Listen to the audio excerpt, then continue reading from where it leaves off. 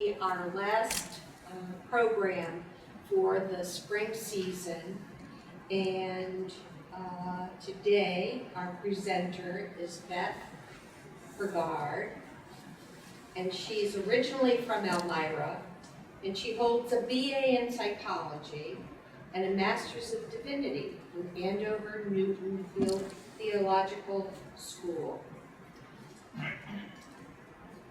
She's the founder of the Poetry Workshop. Beth is also the author of 2 books of poems and a poetry guide for activity directors. Whether you choose to sit and listen or participate, you're welcome to join in the celebration of poetry with its unlimited potential. Beth?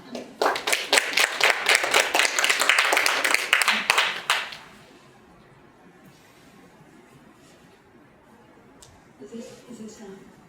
I guess it isn't. Testing.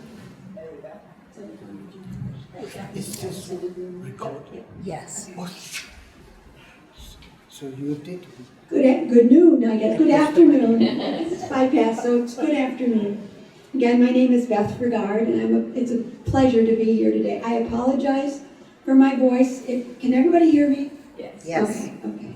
It's a gift from COVID months ago. Just stayed with me. So, I was delighted when it was mentioned that I suggested that I could do a program here in poetry. I have been a victim of poetry for years now. It struck me back. Let's see, how old was I? I was younger than I am now, about 30 some years ago, and I'd always liked poetry, but it was, I don't know, I never thought much about it. I did love to hear Chaucer. I had a college professor named Dr. Emerson who could recite Chaucer in a way that it was lovely. I was just mesmerized. And then I did my own little bit of writing, but whatever. I was probably in my early 40s, and my church in Holliston, Massachusetts, we lived in Holliston, Massachusetts. I'm the mother of 3 sons, and that's where my husband, that's where we lived. And there was a retreat at my church, and it was going to be at a lovely conference center just a couple towns over. And I was not going to go because I was just too busy. And I had friends that said, you have to go to this. And I thought, oh well. Well, the first morning, the director, Susan Hansberry, said, I would like you all to write a prayer. And I thought, I don't really want to write a prayer. I thought, what am I going to, So I started to write, and I ended up writing something that was a poem, and it was not terribly religious. It wasn't, I don't know, but I found as I was writing it, I couldn't breathe. I felt like, and I thought afterwards they asked us to, people were going to share, and I said,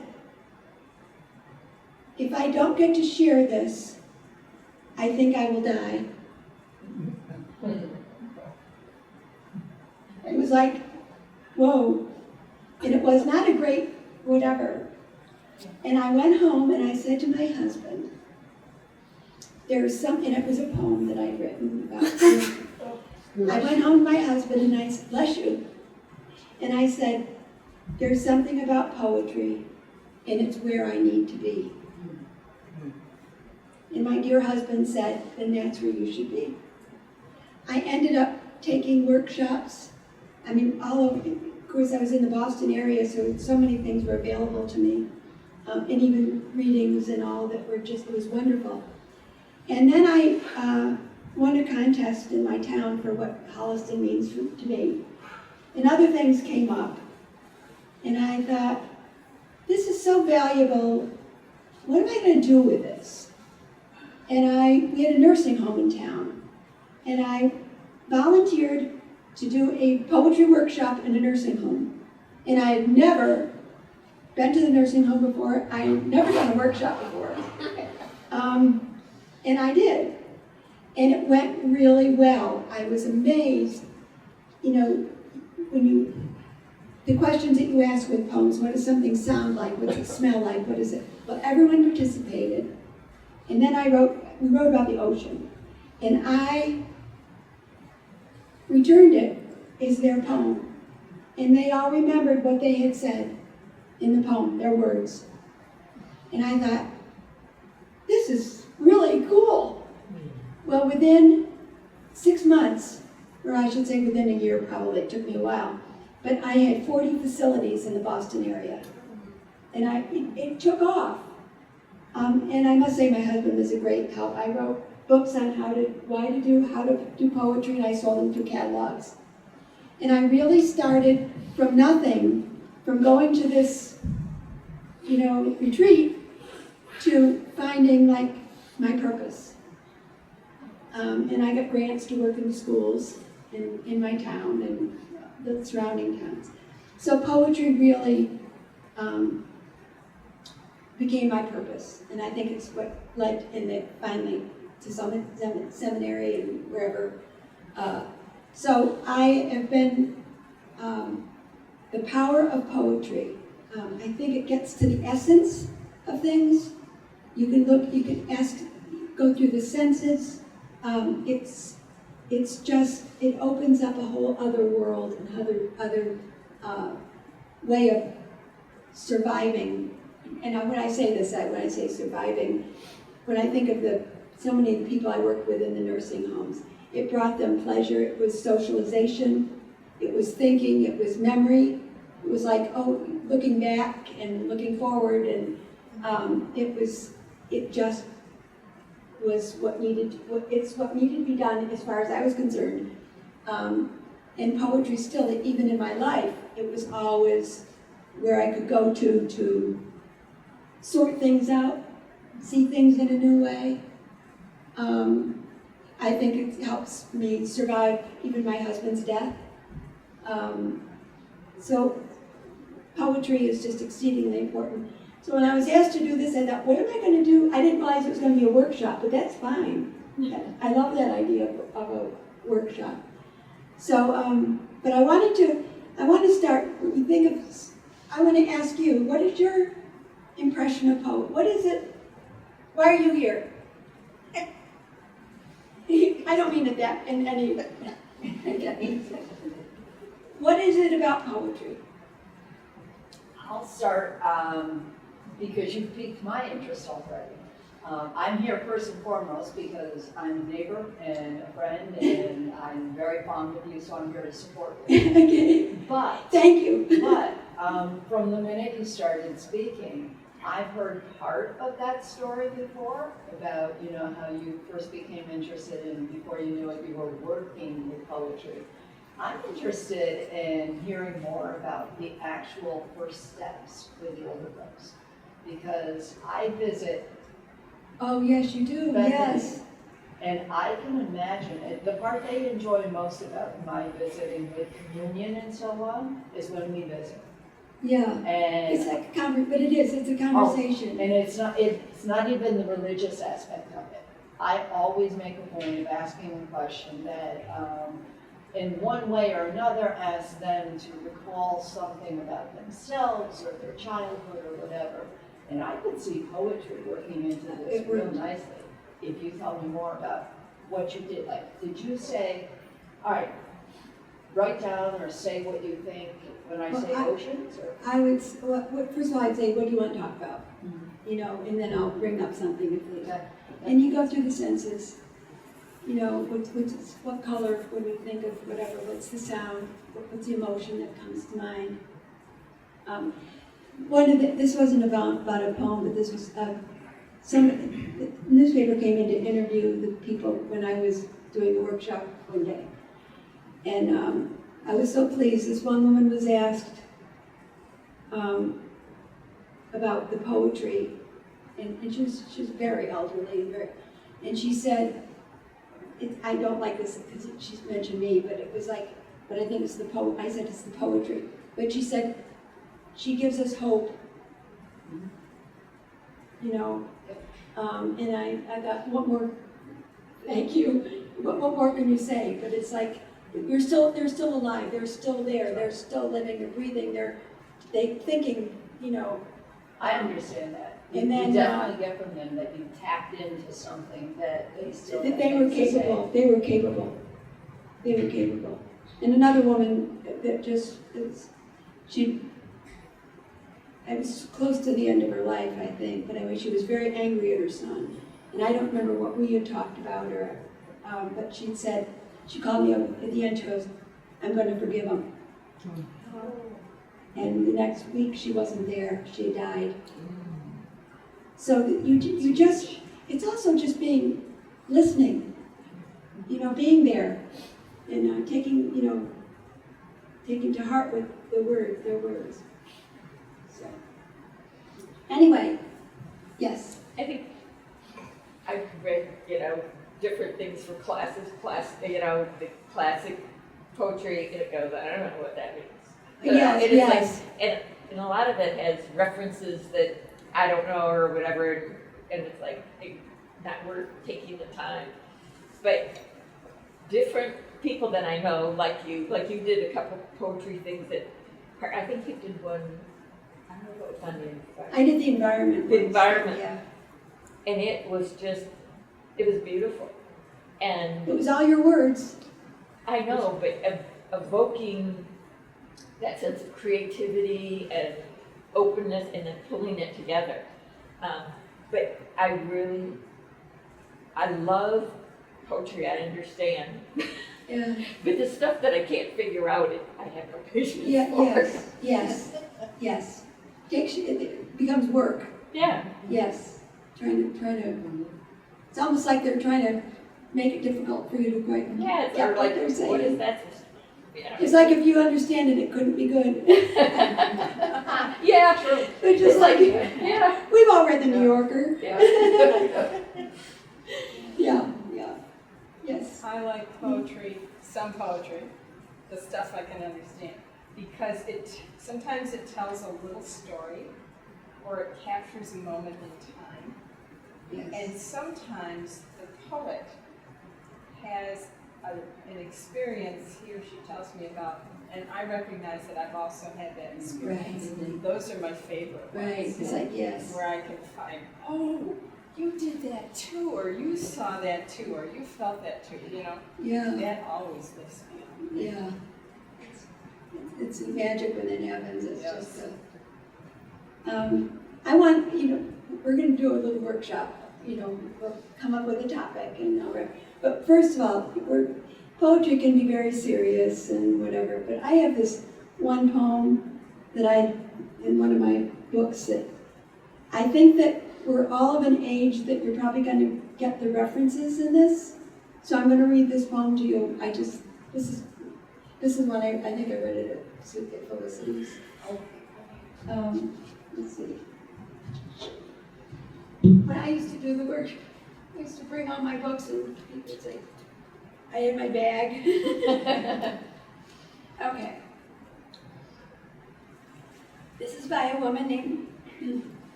I can do that. Okay. Oh, there. This is one, I think. Her last name is Wells. Carolyn Wells. And all I want to say is, thank you, Carolyn Wells, who probably wrote this many years ago. Okay. You got to put on your thinking caps here because it's going to go back to closer. Okay, there we go. Okay. Once there was a little boy whose name was Robert Reese, and every Friday afternoon he had to speak a piece. So many poems thus he learned that soon he had a store of recitations in his head and still kept learning more. Excuse me, I need it.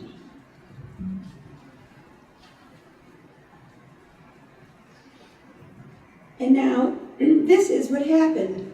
He was called upon one week and totally forgot the piece he was about to speak. His brain he cudgeled, not a word remained within his head, and so he spoke at random, And this is what he said. My beautiful, who standeth proudly by, it was the schooner Hesperus, the breaking waves dashed high. Why is this forum crowded? What means this stir in Rome?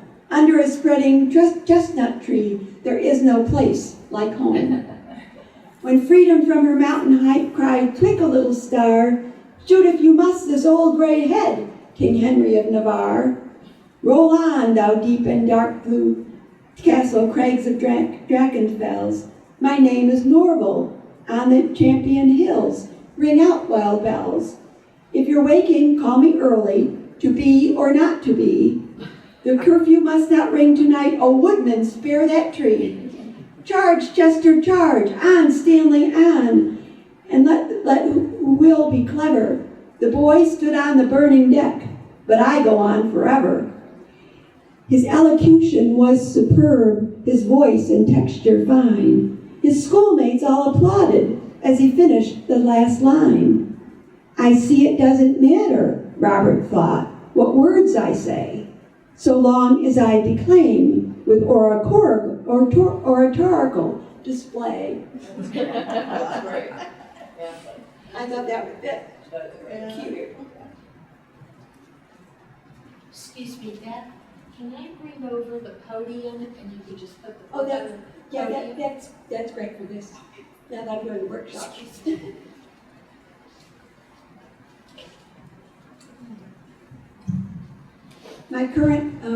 Some of my current favorite poets, like Mary Oliver.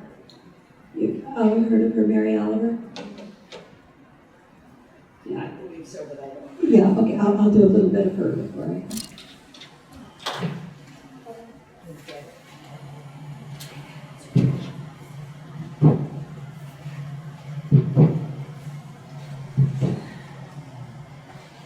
Tell me where to stop. That's Is this good? Yeah, this is.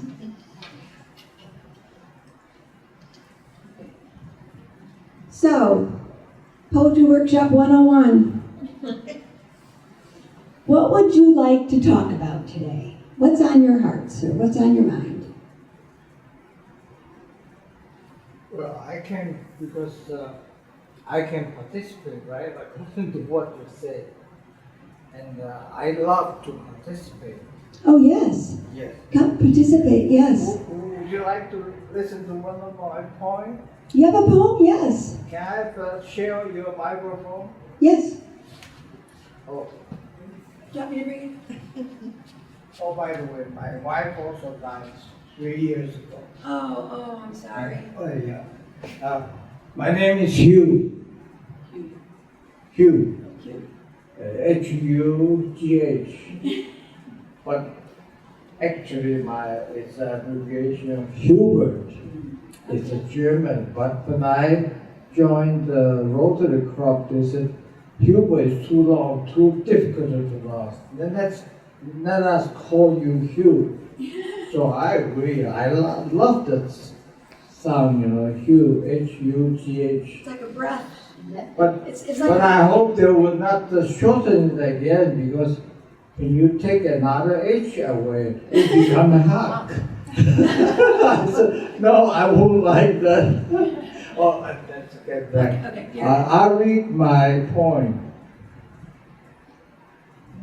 If you eat an apple a day, you may able to keep the physicians away. If you read a poem every day, you may prevent your brain to become decayed. That's right. That's another use for poetry. It keeps you thinking. So, what would you like to? So how about for our topic, if we throw out, what's in the name? What's in the name? The name. What's in the name? Is there? Where are we going to go from there? Let's see. I What's can't. the name of poem? That's a very unique name. Yeah. Poem. Okay. What is? Have you thought of what's the origin of that name? Poem. Who created that name? Of I think I used to, I'm not sure. But what I want to do is I want to go through the senses. Yeah. Okay, so What a poem, Mike? when you think of course, different poems have different colors associated with them. But when you think of poetry in general, what color do you think of? What does poetry look like? What's the color? Blue? Okay. Any other colors? Lavender. Lavender? Trees. Hmm? Green. Green trees. Which reminds me, when you said that, there's one poem that everyone knew in the nursing homes that I went to and facilities. Everybody knew Trees by Joyce Gilmer. And it is such a disparaged poem by most poets. And it's just amazing what, when you're in a facility and you start to do trees, everybody does it with you. And to me, that's where the value is. I actually wrote a poem about a workshop doing trees, and everybody, it was people with memory issues, and somebody would do one of the lines, and somebody would do the next line, and then over and over again, and it brought such pleasure because they knew it. And that was the value. I'll find it before I go. I'll try to remember to read that to you. But yeah, it's so it's poetry is blue and lavender, green and green, yellow. I think black and white as well, because I usually picture, I said lavender because to me it's lyrical. Poetry is, it's lyrical writing, but just the words on the page, and also the music notes on the page, Right. black and white. So again, we can do, because there are different kinds of poems, so we can bring in many different thoughts on this. What does poetry sound like? Music. Music. Laughter. Yes, rhythm, too. Okay. I have to think serious, even though our poetry isn't serious, but that comes through. Serious, it is serious.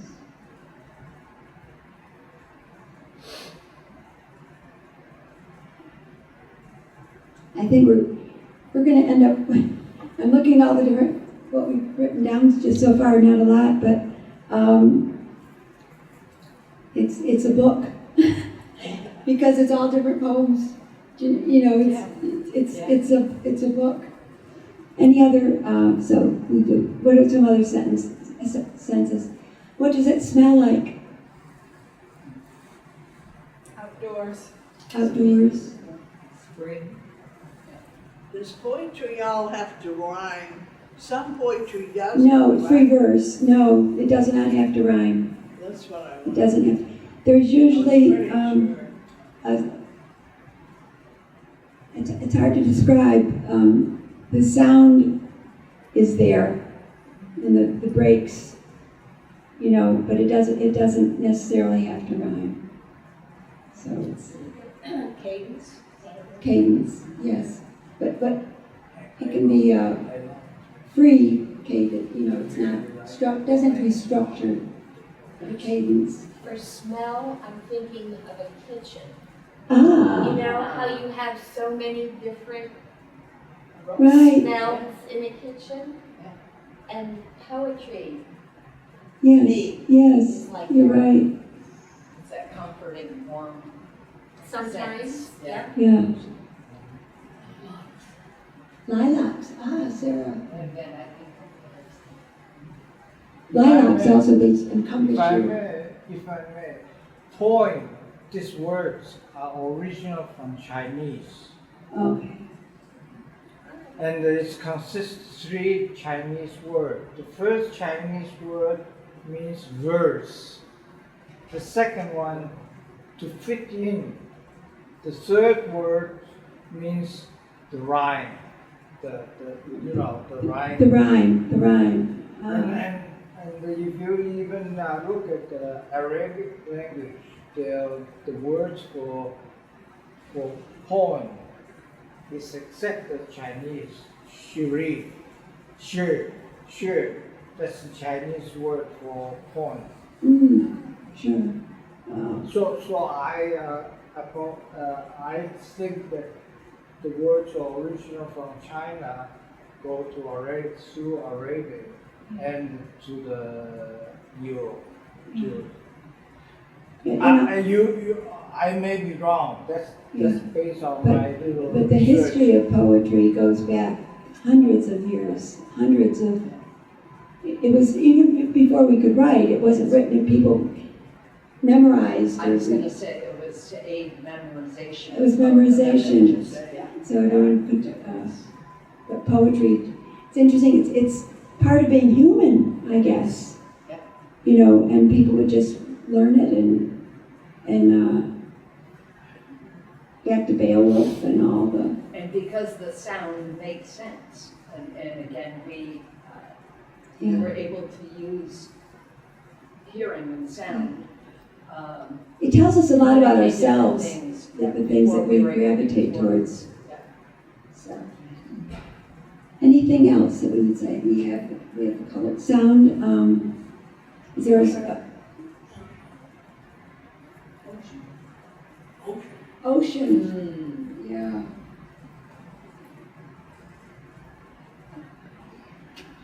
I think of heart and like words on your heart, but I also think of like I often wish I had things memorized that I could say sometimes, or to myself, and what a comfort that can be. And you know, like my mother wasn't religious at all, but when she was closer to dying, like there were some prayers she learned with catechism. And it wasn't the religious aspect of it, it was knowing the words, you know, that were like imprinted on her heart. Right. Right. I think that poetry, I don't know, you store up those poems in your head, in your body, Yeah. and they become just part of you. Yeah. You know, and it's in comfort. I think that like in many ways, poems feel like prayers. The Psalms were Jewish songs, Right. and a lot of people memorize those Psalms. Right. Now that is religious, but Right. memorizing really, it helps you And the Psalms to are get really through almost like, whatever you're going through. right. Don't you think? Oh, yeah. And the Quran is purposely lyrical. That's how it's recorded. Look at the Lord is my shepherd. That is a, Their songs. there, I saw that in the Bible. I didn't realize that. yeah, That was their songs, right. our songs, but It's interesting what I think we lose track of what it is that we need. And we need poetry, we need songs, it's part of being human. Yeah. And if we lose that, that's, I think it's a real loss. So as for senses, where are we? Sounds like the ocean. Smells like lilacs. So it's springtime poems. And I think what the big thing is how it makes us feel. Where poems can take us. Some make you want to cry, and some you just can't help but laughing. They're just silly. Even The sound of rain. the rain. So how would you describe the sound of, describe the sound of, tell me about the sound of rain. But you hear it, yeah, you hear it, that's the thing, you hear it. hearing movement. Yeah, yeah, yeah. And it's And not also, just bread. rain is also the scent. You know, It's so smelly. you know, the smell of rain. I think, well, I feel like based on what so many people have said, that certainly poetry feels universal. No matter how you want to, whatever synonyms one wants to use, whether it's lyrical or it's chanting or it's recitation or whatever. Everywhere people do it. Right. It's universal. Yeah. So it's part of the human, I think we gravitate to poetry, to that sort of, it's the first thing you do with little babies, you know? I think poetry is like community. You know, either it's taken from communities, impressions or experiences, or it's created by community, Yeah, or it describes community. It's not just an isolated, an individual. right. And then when people read it, they speak, Yeah. it becomes part of them too, even if It they, becomes part of the community. Yeah. And it's personal. Everyone's interpretation is that's true, that's true. And we don't know how, Music and art, we look at things in different ways. Our perspective influences. yeah. And so we have no idea how someone hears something that we could hear it differently. Some can get hope from a poem and another person can get despair. Yeah. That's very insightful, yes. But I think deep down, the author is just looking to evoke something. And so in that sense, again, it goes back to the community. I'm writing these words intentionally. I want someone to feel something. Yeah. There's a poem by Billy Collins called On Turning 10. The perspective of a little boy turning 10. Is it? More than that. Billy. I saw that.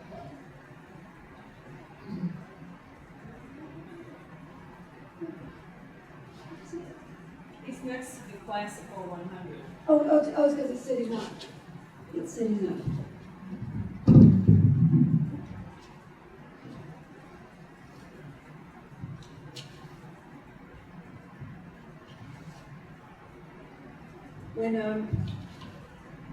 When I was in the hospital for COVID for 10 days.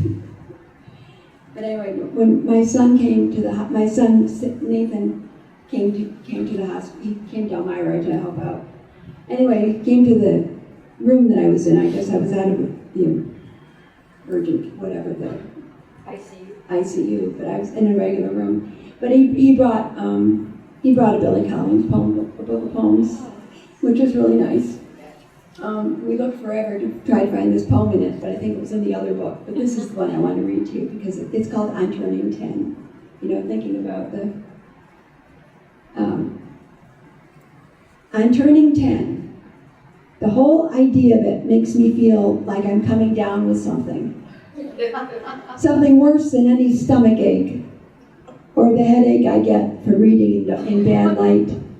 A kind of measles of the spirit, a mumps of the psyche, a disfiguring chickenpox of the soul. You tell me it is too early to be looking back, but that is because you have forgotten the perfect simplicity of being one and the beautiful complexity introduced by two. But I can lie on my bed and remember every digit. At 4, I was an Arabian wizard. I could make myself invisible by drinking a glass of milk a certain way. At 7, I was a soldier. At 9, a prince. But now, I am mostly at the window watching the late afternoon light. Back then, it never fell so solemnly against the side of my treehouse. And my bicycle never leaned against the garage as it does today. All the dark blue speed drained out of it. This is the beginning of sadness, I say to myself, as I walk the universe in my sneakers. It is time to say goodbye to my imaginary friends. Time to turn the first big number. It seems only yesterday I used to believe there was nothing under my skin but light. If you cut me, I would shine. But now, when I fall upon the sidewalks of life, I skin my knees. I bleed.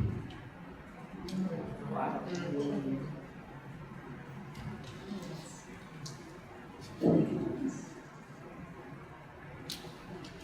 So, That's one of those that I totally expected to be very light, and actually there's a lot of. but there's a lot, and there is in life. Yeah, yeah. There is in life, you know. When you started, I was thinking, when he said, oh, you forget that, if I'm 10, then I'm already way past how easy it was to be 1.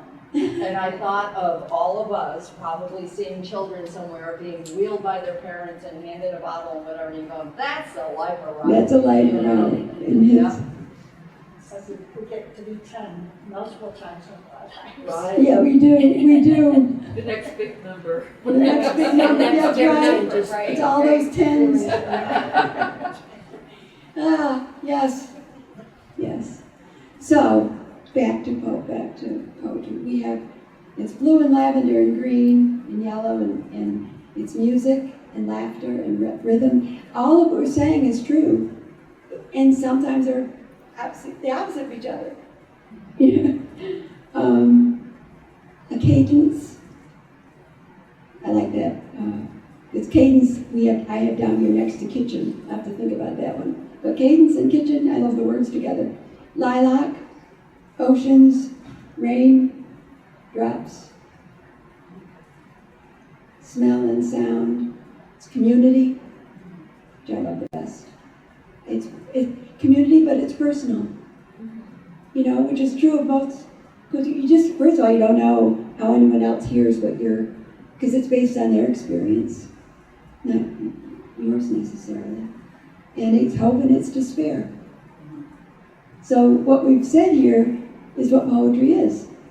It's all those things all wrapped into one and all, interpreted differently. And so you just never know. Any last things to add to our little list here? I think of poetry as being a creation, but more than a creation, that it emerges from people. And I think of it as solo too, the creation of that it kind of emerges or blossoms from, somewhere. It's internal and it comes out. Yeah. And sometimes it comes out, you don't know it's coming. I've done a couple things recently at the Historical Society doing haikus. And it's been a couple years, I guess it was last year, I was trying to do a haiku a day, which were really, I wake up in the morning, they flowed. They came immediately. It was the oddest thing. There's something about haikus. It's 575. 5 syllables. It's a Japanese tradition. And it's their well known for it, proudest is the haiku. And I was amazed. There's something about the 575. So I'm going to say if anybody wants to try that, I recommend it because there's something about the 575. So. As a third grade teacher, the children really took to writing haikus. And the things that they came up with from the child at every level were stunning. Just amazing. that. It's just. Isn't it? I don't know what it is. I was blown away. And it also improved the vocabulary because they were looking for descriptive words that Yes. would fit that pattern, or somehow expressing a feeling and following the pattern to get it just right. Right. And it was something that they were never afraid to share because there was no wrong answer. Right. It And also, it's short, so there's not, it's just, I would love to talk to you about that, because I'm going to be doing something with some fourth grade students from Finn Academy, and we're going to be doing haiku. I'd love to get your advice. I can try. It's been a while. I know, but it's still there. I'd love to talk to you about that. I bet your experience with young people is parallel to Beth's with the much older people, in the sense that you gave them hope because both of you made it accessible. It's something really cool that they create that's accessible. That's the one thing that I think when I was a kid, I remember fourth grade, we had to write a poem. They didn't prepare us for writing a poem. It was just, you sit there, okay, we have a half hour here, write a poem. Yes? I think if anyone cannot appreciate poem, he probably doesn't have soul. And that's the reason why we have very few men here.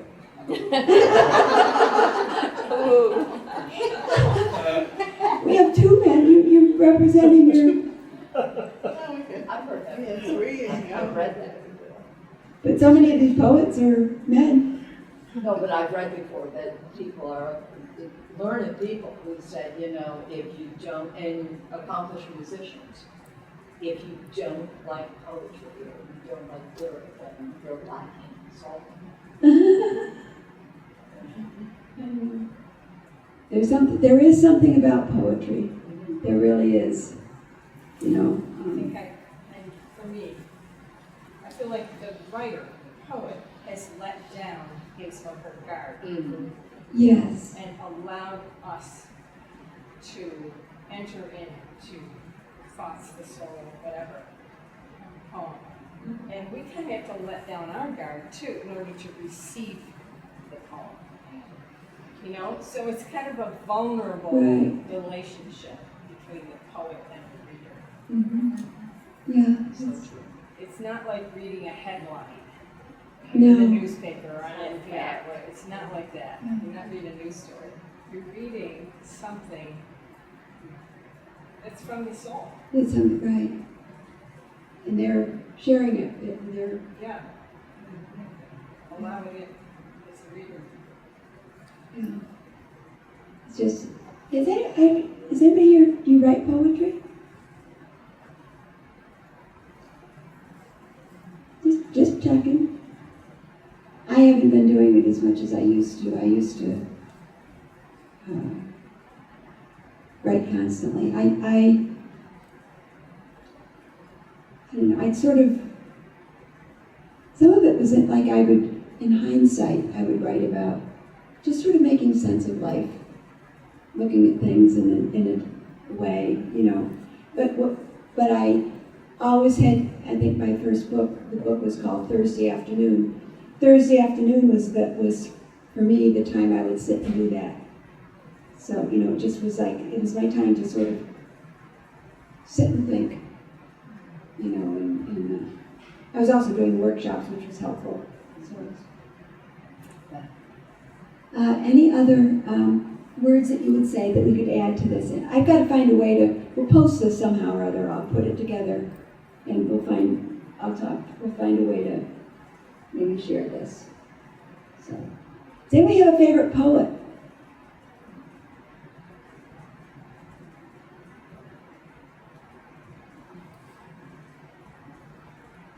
I don't read enough of it. Like, I enjoy it when I read it, but I don't read enough of it. So. Yeah.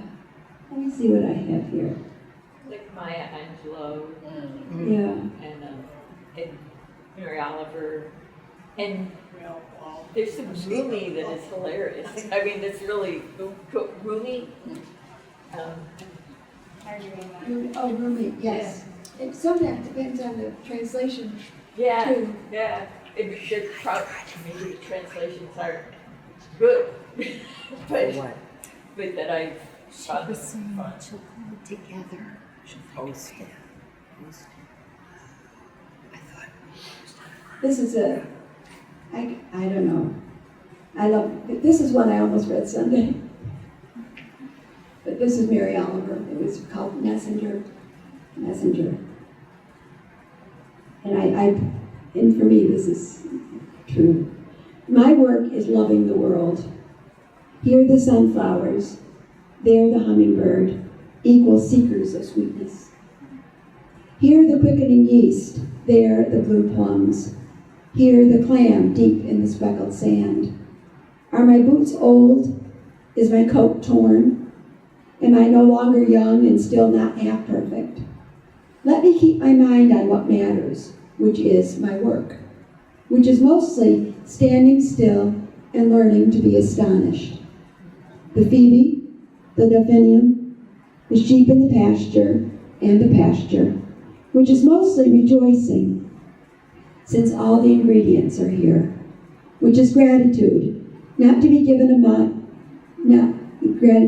to be given a mind and a heart and these body clothes, a mouth with which to give shouts of joy to the moth and the wren, to the sleepy dug-up clam, telling them over and over how it is that we live forever. What's that called? What was the title? Messenger. So that's, she's very much out in nature a lot. She's, that's Mary Oliver. So, I like Mary Oliver, and I think my brother and sister-in-law are really big into dogs, and she's never read any poetry, but I sent her Mary Oliver's Songs of Dogs or something. yeah. And she said, wow, I don't read poetry, but she said, I cried. And it was neat. Songs of Dogs. Sounds of dogs. Dogs, something like that. Oh, dogs and songs, but it's Mary Oliver's cool. This one poem is called When the Rose Speaks, I Pay Attention. And that's the main thing about poetry. It's about paying attention. It's really about, I think when it comes, it's just, you give yourself permission just to write, to not have distractions. And just, you can go through the senses. What's it smell like, sound like? Just, and then put it together and see what comes. So, Do you have the rose one right there? yes. As long as we are able to be extravagant, we will be hugely and damply extravagant. Then we will drop foil by foil to the ground.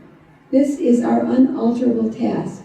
We do it joyfully. It's called When the Rose Speaks, I Pay Attention. And they went on. Listen, so these are the roses speaking.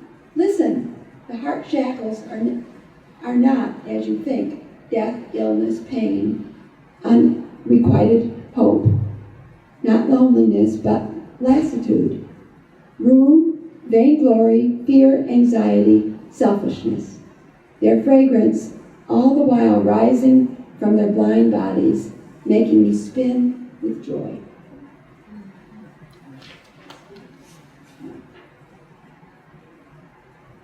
Yeah. One is called Swimming with an Otter. So, but anyway, this is Mary Oliver. It's very much nature poet. How about Neruda?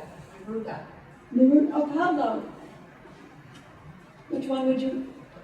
Pablo Neruda. This is. I love Pablo Neruda. He was from Chile.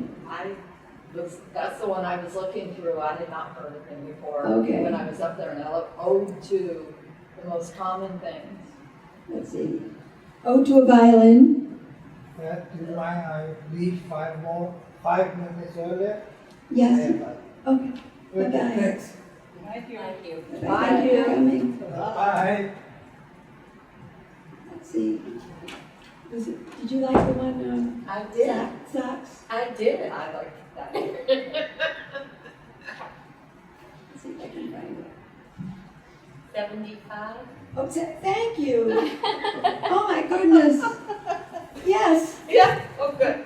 Wow. And may I ask if when you finish, if you have another favorite Billy Collins one? 'Cause I love that Oh one, yeah. Turning Okay. Things. Yeah. Ode to a pair of, so this is when you think you have to rhyme or whatever. This is just ode to a pair of socks. Maru Mori brought me a pair of socks that she knit with her shepherd's hands. 2 socks as soft as rabbit fur. I thrust my feet inside them as if they were 2 little boxes knit from threads of sunset and sheepskin. My feet were 2 woolen fish in those outrageous socks, 2 gangly navy blue sharks impaled on a golden thread.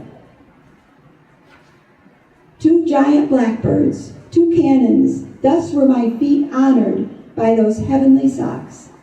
They were so beautiful, I found my feet unlovable. For they, the very first time, like 2 crusty old firemen unworthy of that embroidered fire, those incandescent socks. Nevertheless, I fought the sharp temptation to put them away, the way schoolboys put fireflies in a bottle, the way scholars hoard Holy Writ.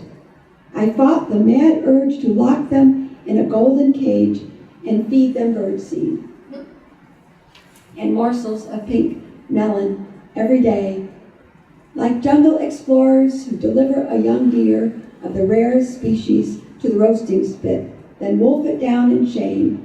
I stretched my feet forward and pulled down those gorgeous socks, and over them, my shoes. So this is the moral of my ode.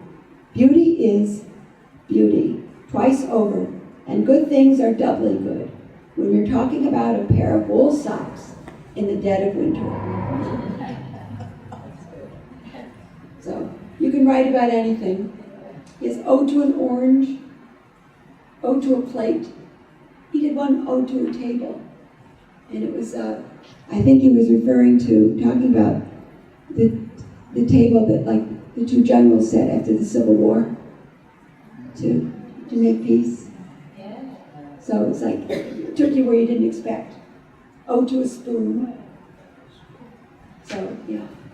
My sons, when they were young, the show Silverstein were the sidewalk Yeah, and yes. the light in the attic.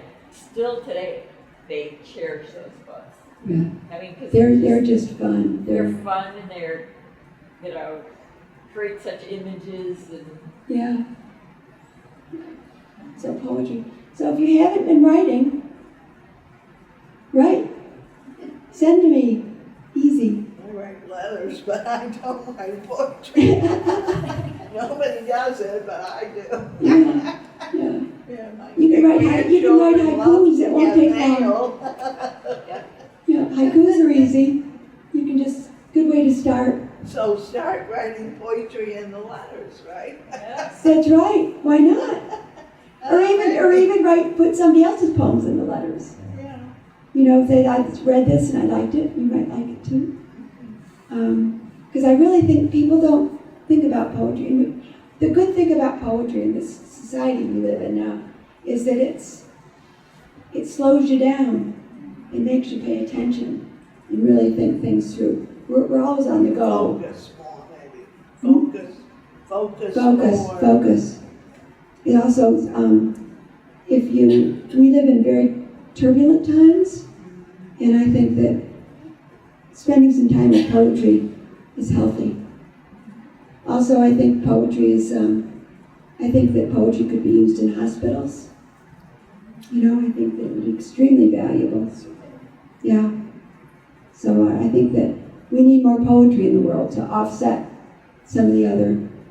But wasn't Joe Biden the first person that had Amanda Gorman do poetry during the inauguration? Yes. Joe And that was Biden. so popular. That was, Yeah. And you have a. and actually, I've read that poetry's on the rise. It was Obama. It was Obama. Yeah, so. No. New York City? Yeah. What's it like? What's it like? The house?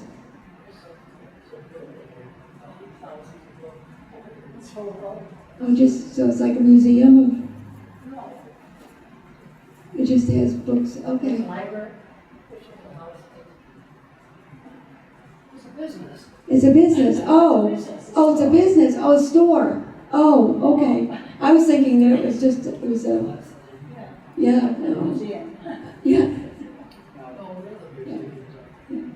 Well, it looks like we have reached our 1 o'clock.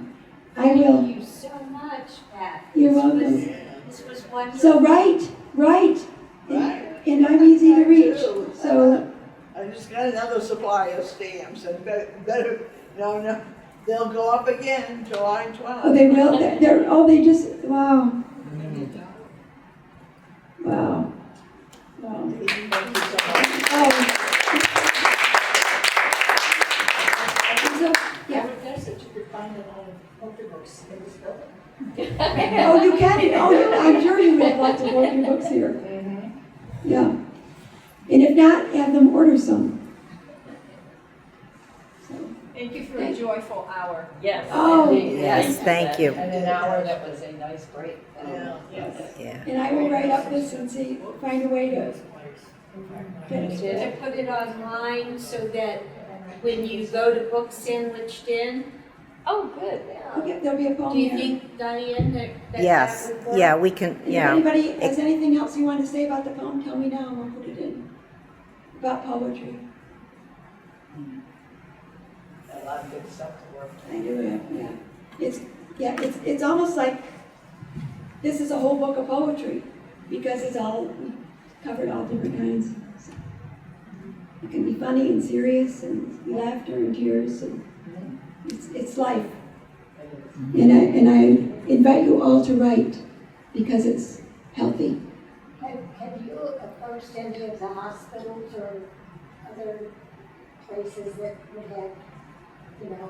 Yeah, I did poetry programs at like Bethany when I was chaplain up there. But as for the hospitals, I don't know. It's an idea. I think it should be. I think the chaplain should be. Well, thank you for coming. This was fun. I needed this. Thank you.